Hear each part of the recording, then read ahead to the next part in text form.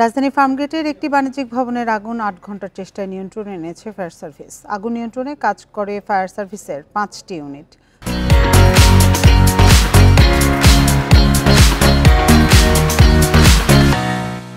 Fire service জানায় সকাল ৯টা ২০ দিকে ফার্মগেটের মানসী প্লাজা নামে একটি বাণিজ্যিক ভবনের বেজমেন্টে আগুনের ঘটনা ঘটে।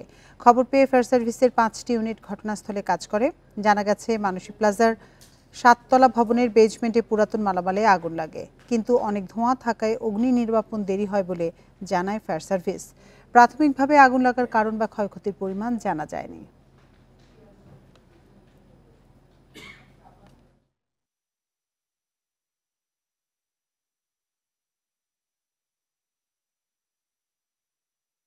কোঅপারেটিভ মার্কেন্টাইল ব্যাংকের গোডাউন আছে, তো ওইখানে তাদের কাগজপত্র আছে বা আছে, ওইখান থেকে আগুনটা উৎপত্তি।